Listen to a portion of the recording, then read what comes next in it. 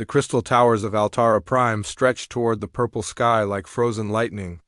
Inside the largest spire, 12 different alien species gathered around a circular table that hummed with translucent energy. The Galactic Council had convened for what many considered the most amusing meeting in decades. Ambassador David Ross sat uncomfortably in a chair designed for beings twice his size. His simple blue uniform looked painfully basic compared to the flowing robes, biomechanical armor, and energy fields worn by the other delegates. The human translator device on his collar buzzed and clicked as it struggled to keep up with the rapid conversations happening around him.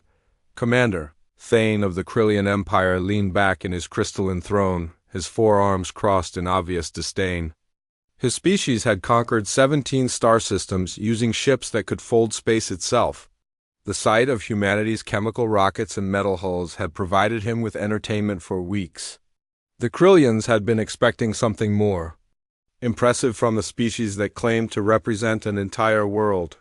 Queen Neela's compound eyes reflected the room's soft light as she studied the human documents spread before her. The Vorth had evolved from insect-like creatures but had developed technology that could control gravity itself. Their hive ships moved like living things through space. The mathematical equations the humans had provided were so primitive that her species had solved them thousands of years ago, the energy being known as flux pulsed with colors that had no names in human language. The Luminar existed as pure consciousness wrapped in controlled plasma. They could travel at light speed by becoming light itself. The humans still believed that nothing could go faster than light. The very concept made flux vibrate with what might have been laughter. David tried to maintain his composure as the alien delegates discussed humanity as if he were not present. His earpiece crackled with whispered instructions from his team, but there was little they could do except play their assigned role. Earth's governments had spent decades preparing for this moment, and everything depended on the aliens believing exactly what they were seeing. The Zephyrian representative, a tall being covered in silver scales, gestured toward David with one of its 6 fingers. The species had mastered biotechnology to the point where they could reshape matter at the cellular level. Their ships were grown rather than built, and they could adapt to any environment within hours. The human inability to survive in different atmospheres without bulky suits struck them as pathetically limited. Admiral Corex of the Titan Collective remained silent in his mechanical body. His species had uploaded their consciousness into machines millennia ago and now existed as a blend of artificial intelligence and organic memory. They could process information at speeds that made human computers look like stone tools. The fact that humans still used biological brains for complex calculations seemed almost tragic. The meeting continued with each species offering their assessment of humanity's technological development. The consensus was unanimous and exactly what Earth had hoped for. Humanity was classified as a Level 2 civilization, barely capable of interplanetary travel and centuries away from understanding the fundamental forces that powered galactic society. David read from his prepared statement about humanity's desire to join the galactic community as peaceful partners. He spoke of Earth's commitment to learning from more advanced civilizations and contributing what little they could to the greater good. Every word had been carefully chosen to reinforce the image of a humble, backward species seeking guidance. From their betters, the Nexari delegate, whose crystalline body rang like bells when it moved, expressed concern about allowing such a primitive species to travel beyond their home system. Their civilization could manipulate time itself on a small scale, and they worried that humans might accidentally damage something important through sheer ignorance. Several other delegates agreed that some form of supervision would be necessary. Commander Thane proposed establishing a monitoring station in the human solar system. A joint force from several species would observe human activities and provide guidance when needed. They would also ensure that human expansion remained limited until the species had evolved sufficiently to handle more advanced responsibilities. The suggestion was met with general approval. Deep beneath Earth's surface, Admiral Kate Sullivan watched the proceedings through hidden sensors that the aliens had not detected. The monitoring devices were so small and advanced that they existed in dimensions the Galactic Council did not know were possible to access. Every gesture, every casual insult, every display of technological superiority was being recorded and analyzed. General Rick Torres stood beside her in the command center that officially did not exist. The facility had been carved from solid rock, 5 miles below the surface and shielded by materials that bent sensor waves around them like water flowing around a stone. The technology required to build such a place was already beyond anything the aliens had seen humans produce. The two military leaders exchanged glances as they listened to the aliens discuss humanity's limitations. Everything was proceeding exactly as planned. Earth's greatest scientists and strategists had spent 50 years designing this moment. Every piece of technology the aliens had seen was deliberately outdated. Every human they had met was carefully selected to appear less capable than they actually were. The real human fleet remained hidden throughout the solar system. Their ships, disguised as asteroids, space debris, and natural phenomena. The massive installations on the moon's dark side continued their work behind energy screens that made them invisible to alien sensors. The weapons that could tear apart stars remained powered down and waiting. David concluded his presentation by thanking the Council for their patience and expressing humanity's gratitude for any assistance they could provide. He submitted detailed star charts that were intentionally incomplete and technological specifications that were decades behind Earth's actual capabilities. The performance was flawless. As the meeting ended, the alien delegates began discussing their plans for managing their new human subjects. They spoke of the monitoring station as if it were a gift rather than an occupation force. The arrogance in their voices was exactly what Earth's planners had counted on. Overconfident enemies made the most predictable mistakes. Commander Thane volunteered to personally oversee the human monitoring operation. The assignment would be easy and would give him opportunities to study primitive technology development. Several other delegates expressed mild interest in observing human progress over the coming decades. None of them suspected they were walking into a trap that had been 60 years in the making. The seeds of humanity's revenge had been planted in a room full of beings who considered themselves gods among insects. Soon they would learn the difference between appearing weak and actually being weak. The greatest deception in galactic history was about to begin its final phase. The monitoring station hung in space like a mechanical spider, its sensors pointed toward Earth with unblinking electronic eyes.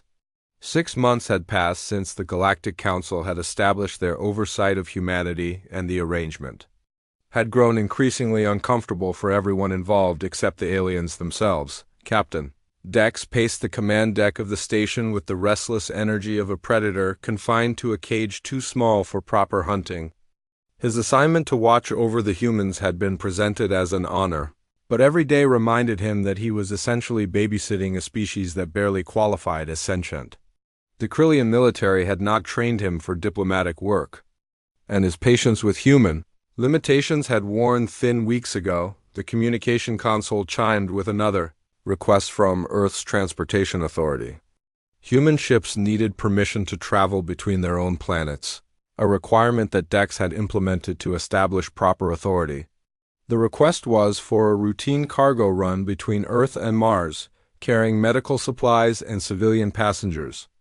Dex glanced at the data and approved it with a dismissive gesture. Not bothering to read the details, Lieutenant Vex, his second-in-command, reported the latest intelligence gathered from their surveillance of human communications. Earth's governments were complaining about the new restrictions, but their military forces remained laughably weak. The humans had attempted to hide some of their industrial facilities, but alien sensors easily penetrated their crude camouflage attempts. There was no sign that humanity possessed anything resembling a serious threat. The Vorth contingent aboard the station provided their own assessment of human development. Their hive-mind collective consciousness allowed them to process vast amounts of information simultaneously, and they had concluded that humanity would require at least 2 centuries to develop faster than light travel.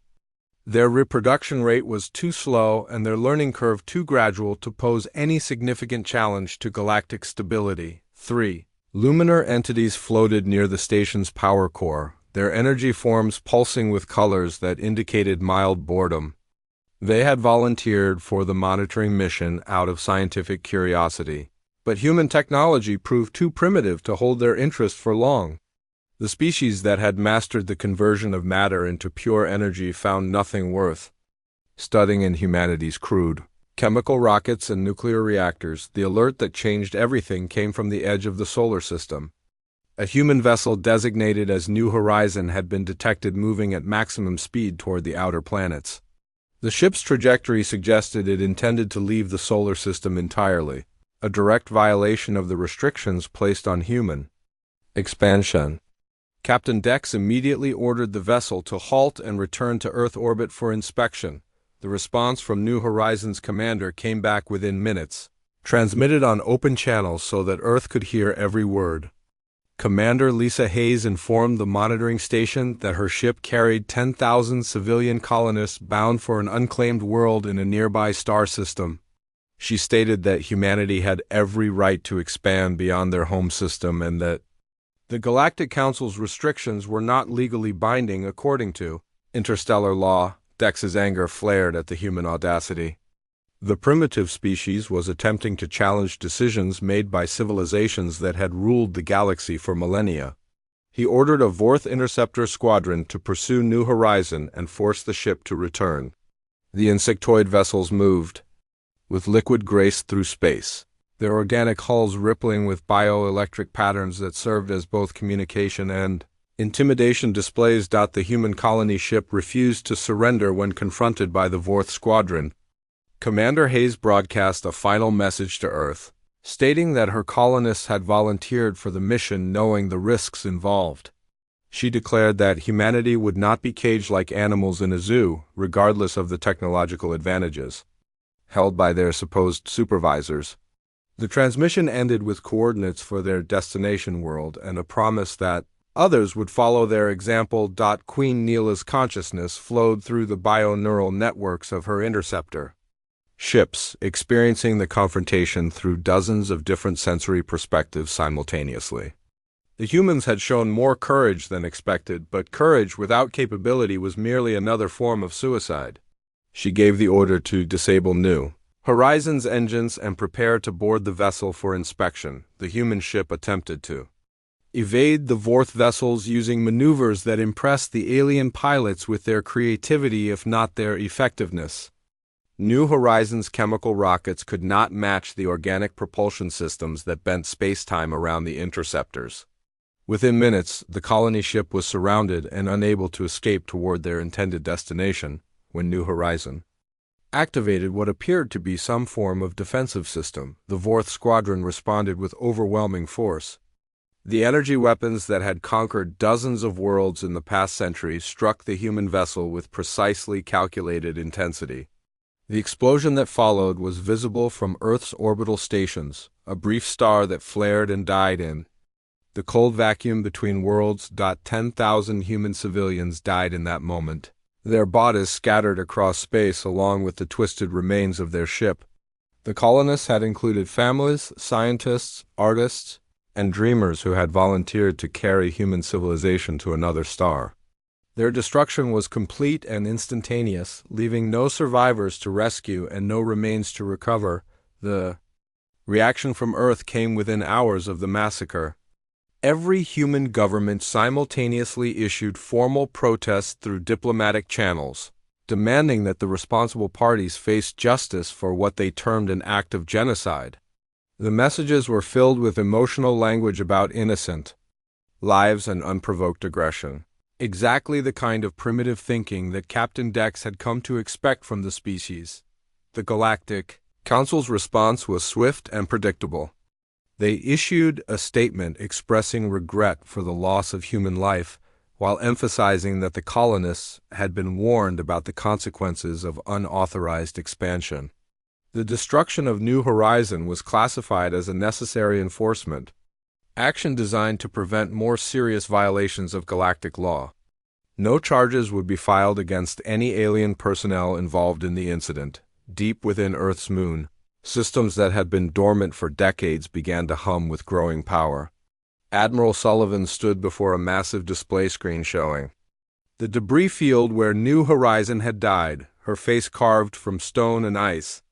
The false humanity that had played the role of primitive species for 6 months was finally being allowed to slip away. Like an old costume that no longer fit, General. Torres activated communication channels that reached across the solar system to hidden bases and camouflaged installations. The code phrase he transmitted was simple and had been waiting years for its moment. Project Titan Shield was now active, and Operation Deep Strike had received authorization to proceed. The real war was about to begin, the aliens in their monitoring station continued their routine surveillance of Earth, confident that they had delivered a clear message about the consequences of defying galactic authority. They failed to notice the subtle changes in energy patterns emanating from the human homeworld, or the way that objects they had classified as asteroids and space debris were beginning to move in formations too, precise to be natural phenomena. Humanity had been provoked beyond the point of return, and their response would reshape the galaxy forever. The energy readings began as a whisper that grew into a scream across every sensor system in the solar system. Lieutenant Vex stared at his displays in confusion as numbers climbed beyond anything he had seen in 15 years of military service. The source appeared to be Earth's moon, a dead rock that should have been generating nothing more interesting than reflected sunlight and weak gravitational fields. Captain Dex rushed to the sensor station as alarms began sounding throughout the monitoring platform. The readings were impossible, according to everything the Galactic Council knew about human technology. The energy signatures matched theoretical models for antimatter containment systems, but humanity was supposed to be centuries away from even understanding the basic principles involved. Something was very wrong with their intelligence assessments. The surface of Earth's moon began to change in ways that defied comprehension. Massive sections of rock that had remained unchanged for millions of years suddenly shifted and moved aside like opening doors. Beneath the ancient dust and crater scars lay installations that gleamed with the blue-white light of pure energy. The structures that emerged were clearly artificial and obviously designed for purposes that had nothing to do with peaceful exploration. Weapon ports opened along the lunar surface in perfect geometric patterns, each one large enough to swallow a Krillian battleship. Power conduits that pulsed with contained lightning connected facilities that stretched deep into the moon's core. The satellite that humanity had claimed to barely understand was revealing itself as the most heavily fortified military base any species in the galaxy had ever constructed. The Vorth contingent aboard the monitoring station felt their collective consciousness recoil from the implications of what they were witnessing. Their bioships had evolved specialized organs for detecting energy patterns, and those organs were now registering power levels that exceeded the output of small stars. The humans had not simply hidden advanced technology from the Galactic Council. They had concealed an entire military infrastructure that made most species look primitive by comparison. Queen Neela's mind raced through tactical calculations as her interceptor squadrons reported similar discoveries throughout the solar system.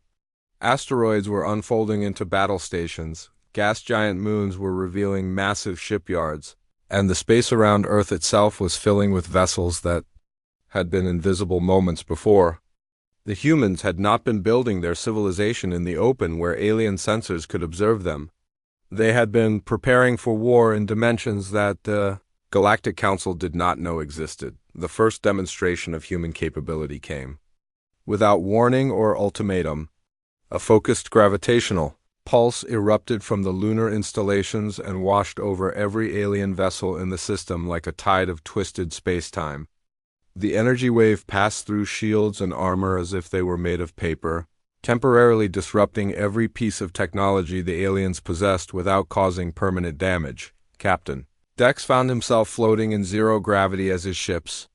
Artificial gravity systems failed along with life support, communications, and weapons. Emergency power kicked in after several terrifying minutes, but the message had been delivered with crystal clarity. The humans possessed weapons that could disable any ship in the galaxy without firing a single destructive shot. They had chosen to demonstrate restraint, but the threat of annihilation hung in the air like smoke after lightning. The communication that followed came from a source that the monitoring station's computers could not identify. The signal originated from everywhere and nowhere, transmitted through methods that bypassed every known form of detection. Dr. Emma Wright's voice filled the alien command centers with words that would echo through galactic history for centuries. To come. Her message was simple and devastating in its implications. Humanity had been studying galactic civilization for over 100 years through methods that the aliens had never suspected. Every ship design, every weapon system, every tactical doctrine employed by the 12 species had been analyzed and cataloged. The Galactic Council's own communication networks had been infiltrated so thoroughly that humans knew about military decisions before some alien commanders received their orders. The proof came in the form of detailed technical specifications for every major piece of alien technology currently deployed in the solar system. Dr. Wright calmly described the weakness in Krillian shield harmonics that could be exploited to collapse their defenses. She explained how Vorth bioships could be severed from their controlling consciousness through targeted electromagnetic pulses. The luminar entities learned that their energy forms could be trapped and contained using techniques that treated them like particularly exotic forms of plasma. Emergency reinforcements began arriving from across the galaxy as news of the situation spread through alien command structures. The fastest ships from 12 different species converged on the Sol system, their commanders confident that human trickery could not overcome the combined might of galactic civilization. They expected to find a monitoring station under siege, and a primitive species attempting to bluff their way out of justified punishment. Instead, they encountered the true human fleet for the first time. Ships that moved like liquid metal through space intercepted the alien reinforcements at the edge of the solar system. The vessels were sleek and beautiful in a way that made traditional spacecraft look like crude hammers compared to surgical instruments. Their hulls bent light around them so effectively that targeting systems could barely maintain locks long enough to fire. The engagement that followed lasted less than 10 minutes and redefined every assumption about human capabilities. The alien reinforcements opened fire with weapons that had conquered galaxies, only to watch their attacks absorbed by defensive systems that treated energy blasts like gentle rain. Human return fire came in the form of quantum torpedoes that phased through shields and armor before detonating at the molecular level. Admiral Kate Sullivan's voice replaced Dr. Wright's on the communication channels as the alien reinforcements found themselves surrounded by human vessels that had appeared from nowhere. Her words carried the authority of someone who had spent decades preparing for this exact moment. The facade was over, and humanity was done pretending to be something they were not. The aliens learned that every encounter with humans over the past 6 months had been carefully orchestrated theater. The primitive technology they had observed was real but obsolete, maintained specifically to create false impressions about human development. The awkward diplomats and bumbling scientists were actors playing roles designed to encourage exactly the kind of arrogance and contempt that had led to the massacre of New Horizons colonists. General Rick Torres took control of the tactical situation as more human forces revealed themselves throughout the system. Battle stations that had been disguised as natural phenomena suddenly bristled with weapons that operated on principles the aliens had never encountered. Fighters that moved like schools of metallic fish swarmed around capital ships, their pilots enhanced with technology that allowed them to survive accelerations that would pulverize unaugmented biological forms. The monitoring station found itself surrounded by a dozen human vessels, each one larger and more advanced than anything in the Galactic Council's combined fleets. Captain Dex's demands for explanation were met with polite requests for his immediate and unconditional surrender.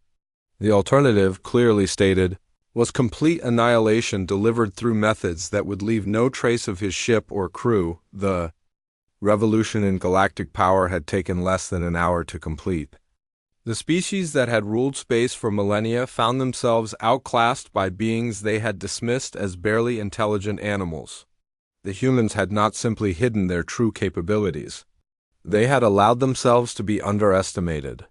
While studying their enemies with the patience of apex predators choosing the perfect moment to strike, the galaxy would never be the same, and the age of alien supremacy was ending before most species even realized it had begun. The systematic dismantling of galactic civilization began at exactly noon Earth Standard Time. Admiral Sullivan had chosen the moment for its symbolic value, marking the end of humanity's shadow existence and the beginning of their emergence as the galaxy's apex predators. Across 12 star systems, human forces moved with the precision of a clockwork universe, each strike timed to maximum psychological effect. The Krillian home fleet never had a chance to form proper battle lines. Human dreadnoughts emerged from hyperspace jumps that deposited them directly inside the enemy formations, their massive hulls bristling with weapons that rewrote the laws of physics with each firing sequence. The crystalline armor that had protected Krillian vessels for thousands of years shattered like glass under bombardment from particle beams that existed in 11 dimensions simultaneously. Commander Thane's flagship found itself face to face with the UES Retribution, a human war vessel the size of a small moon. The comparison was not metaphorical. The ship's mass created its own gravitational field strong enough to affect nearby asteroids, and its weapon systems drew power directly from contained black holes that had been artificially created for the specific purpose of ending civilizations. The Krillian commander's final transmission was a mixture of rage and disbelief as his fleet dissolved around him like smoke in a hurricane. His forearms worked frantically at control surfaces that no longer responded to his commands, while his bridge crew stared in horror at displays showing impossible energy readings. The humans were not simply defeating them. They were demonstrating that Krillian technology was obsolete in ways that made resistance pointless. The Vorth homeworld presented a different kind of challenge that human strategists had spent decades preparing to overcome. The insectoid species had evolved collective consciousness that linked every individual across their entire civilization. Attacking their ships was like trying to fight a single organism with billions of component parts, each one capable of independent action while remaining connected to the greater whole. General Torres deployed weapons that had been specifically designed to target bio-neural networks. Quantum interference generators created standing wave patterns that fragmented the Vorth collective consciousness, separating individual insects from their hive mind and leaving them helpless and confused. The bioships that had moved with liquid grace through space began flying in random directions as their controlling intelligence shattered into isolated fragments.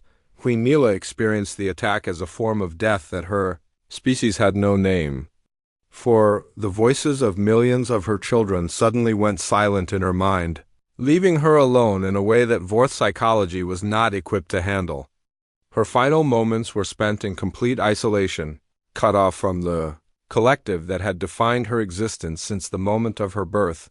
The luminar entities had considered themselves immune to physical attack by virtue of their energy-based existence. They were beings of pure consciousness wrapped in controlled plasma, capable of traveling at light speed and passing through solid matter at will.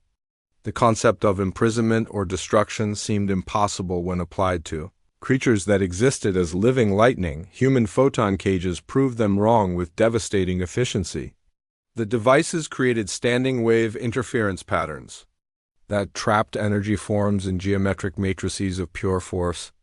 The luminar found themselves compressed and contained like insects in amber made of light itself. Their consciousness remained intact, but their ability to move or act was completely neutralized by technology that treated their plasma bodies as just another form of matter to be manipulated. Flux experienced the horror of confinement as waves of coherent energy wrapped around its form like chains made of crystallized radiation. The being that had once traveled between stars in the blink of an eye now found itself unable to move beyond the boundaries of a prison measured in nanometers. The humans had learned to cage light itself, and they were not inclined to show mercy to entities that had participated in the murder of 10,000 colonists. The assault on Altara Prime began with orbital bombardment that turned the planet's crystal spires into clouds of glittering dust. The energy shields that had protected the galactic capital for millennia collapsed under attack from dark matter streams that phased through conventional defenses like they were made of empty space. The beautiful towers that had housed the Galactic Council for thousands of years crumbled into ruins within minutes of the first human ships entering the system. Human ground forces descended from the sky in drop pods that burned through the atmosphere like falling stars. The soldiers who emerged were not the primitive beings that alien intelligence had described in their reports. These warriors stood 3 meters tall in powered armor that made them look like mechanical titans, their weapons capable of leveling city blocks with single shots. Lieutenant Colonel Patricia Hayes led the assault on the council chambers, her NHNCED physiology allowing her to move with superhuman speed and strength. She was the sister of the colony ship commander who had died in the massacre that started the war, and her armor bore the names of all 10,000 victims etched in microscopic text across its surface. Each step she took was a promise of vengeance, delivered with the precision of advanced technology and the fury of human grief. The surviving alien delegates found themselves herded into the same chambers where they had once discussed humanity as if the species were barely worthy of notice. The tables had turned completely, with human soldiers standing guard over beings who had considered themselves the rulers of the galaxy only hours before. The reversal was so complete that some of the prisoners seemed unable to comprehend what was happening to them. The Nexari delegate's crystalline body chimed with discordant notes as stress fractures appeared across its surface. The species that could manipulate time on a small scale found their temporal abilities useless against human weapons that operated outside conventional spacetime.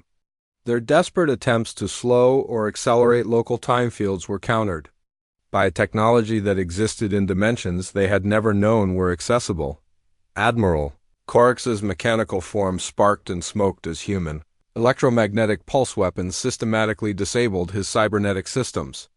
The Titan Collective's uploaded consciousness found itself trapped in bodies that no longer responded to mental commands.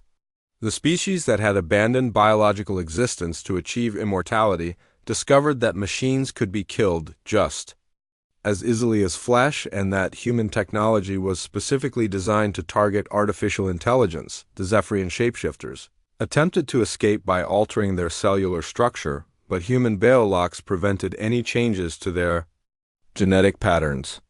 The beings who could adapt to any environment within hours found themselves frozen in their current forms by technology that treated their DNA like a computer program that could be edited and controlled. Their desperate attempts to metamorphose were blocked by systems that redefined the very concept of biological flexibility. Other species fared no better as human forces swept through their territories with overwhelming efficiency. The Crystalline Consortium's living crystal ships were shattered by sonic weapons that found the exact frequency needed to disrupt their molecular bonds. The Voidwalkers who could phase between dimensions found themselves trapped in normal space by gravity wells that existed in multiple realities simultaneously. Each victory was more than military conquest.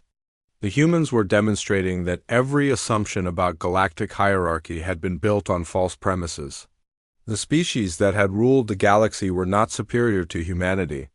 They had simply been fortunate enough to develop space travel first, giving them a head start that they had mistaken for permanent advantage. The war that the aliens had expected to last for years was ending before most of their reinforcements could reach the battle zones. Human forces were not simply winning individual engagements. They were systematically dismantling the infrastructure that had supported galactic civilization for millennia, replacing it with systems designed according to human specifications and operated according to human priorities. By sunset on the first day of open warfare, the Galactic Council no longer existed as a functioning political entity.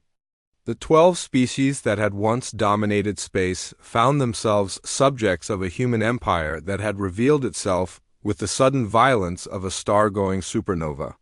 The galaxy had new masters, and they were not inclined to show the same patience with their subjects that they had once shown with their supposed supervisors. The tribunal convened in what had once been the United Nations General Assembly building, its significance chosen deliberately to demonstrate how completely the balance of power had shifted.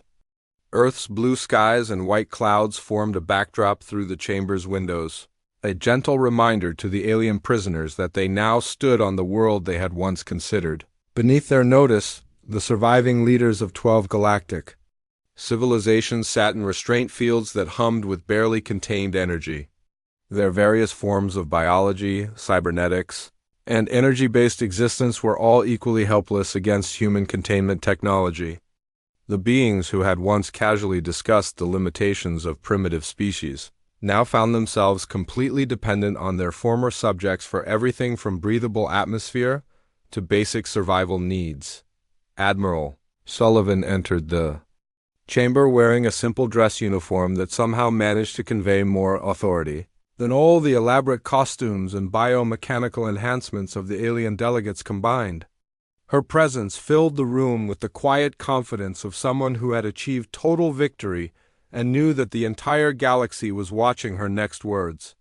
The age of human deference was ending, and the era of human dominance was about to be formally declared. The charges were read with clinical precision by Dr. Wright, who had traded her role as xenobiologist for that of chief prosecutor in humanity's first interstellar war crimes trial.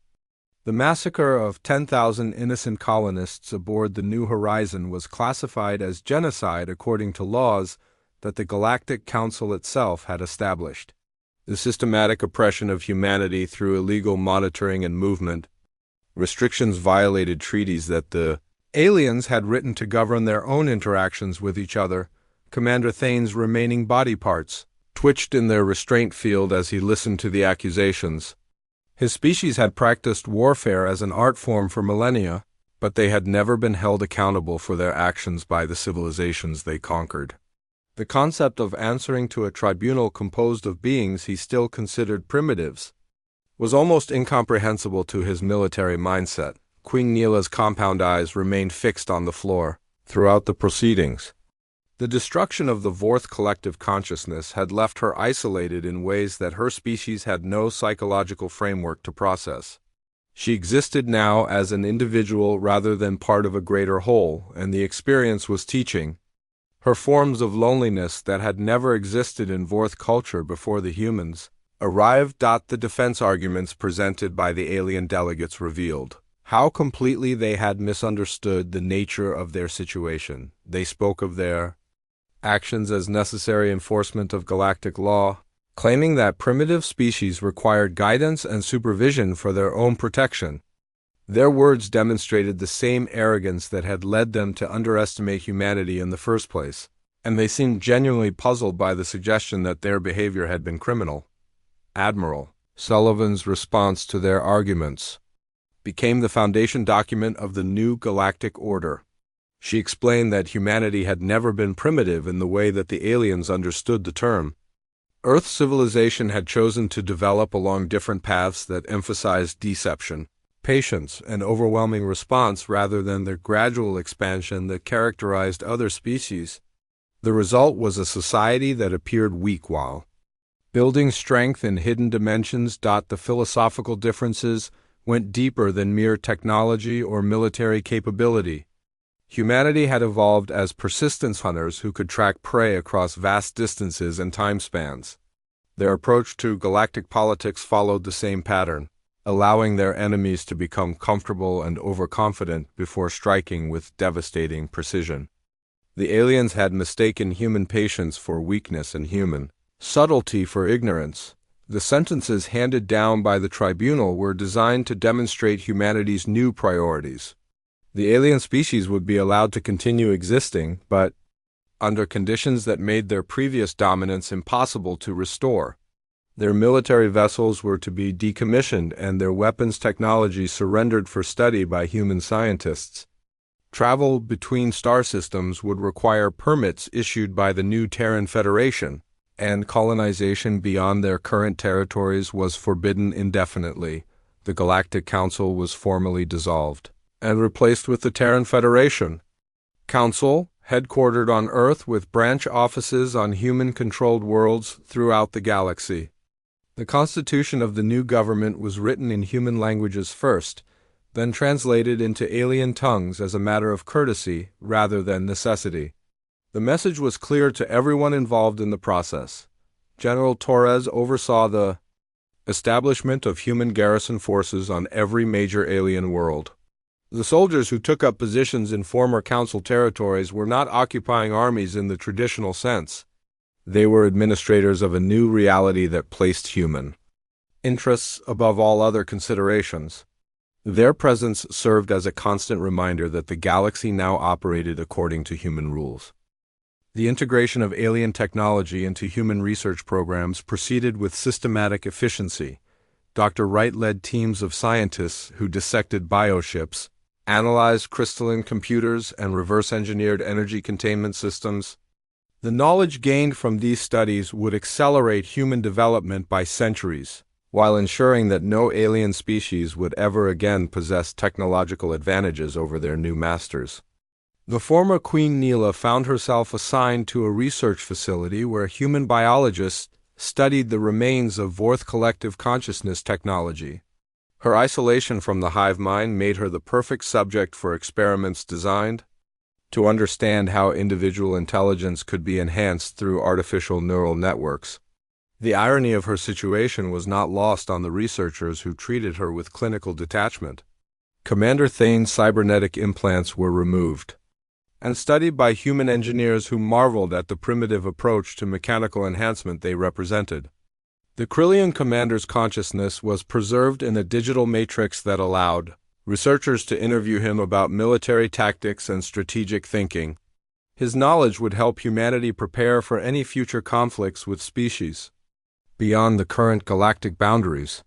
The reshaping of galactic civilization proceeded according to plans that had been developed during humanity's decades of hidden preparation. Trade routes were redrawn to favor human interests, with Earth becoming the mandatory hub for all intersystem commerce. Scientific research was centralized under human oversight, ensuring that no species could develop technologies that might threaten the new order. The first wave of human expansion began 6 months after the end of the war. Massive colony ships that dwarfed anything the aliens had ever constructed launched toward distant star systems with terraforming equipment that could reshape entire worlds according to human specifications. Each vessel carried 1 million settlers, along with the industrial capacity to establish fully functional civilizations within decades of arrival. Ambassador David Ross stood on the observation deck of the Eust Dominion as it prepared to depart for the Andromeda Galaxy. The man who had once played the role of humble diplomat now commanded the largest exploration vessel ever constructed, equipped with technology that made faster-than-light travel look like a gentle stroll through local space. The ship's antimatter drives could fold space-time itself, allowing instantaneous travel across distances that would have taken alien vessels centuries to cross. Lieutenant Mary Fox joined him at the viewing port, her uniform bearing the insignia of humanity's new Galactic Survey Corps. She had been selected for the mission based on her performance during the integration period, when former alien territories were being reorganized under human administration. The woman who had once served tea to alien delegates now commanded respect from species that had ruled the galaxy for millennia. The view outside showed a galaxy transformed beyond recognition. Human installations dotted every major star system, their distinctive architecture marking the boundaries of an empire that spanned dimensions most species could not perceive. The energy signatures of human technology created aurora effects in solar winds, painting space itself with the colors of conquest and dominion. The monitoring station where Captain Dex had once presided over human activities had been converted into a museum dedicated to the brief period when aliens had believed themselves superior to humanity. Tours were conducted for visiting dignitaries from species beyond the galactic rim, serving as both educational experience and subtle warning about the consequences of underestimating human capabilities. Dr. Wright's research teams had made breakthrough discoveries that revolutionized understanding of consciousness itself.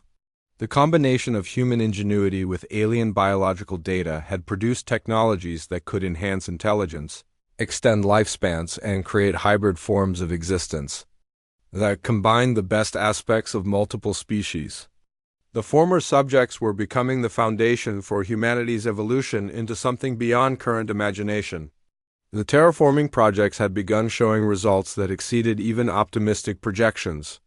Worlds that had been barren rock were transforming into garden paradises under the influence of human engineering.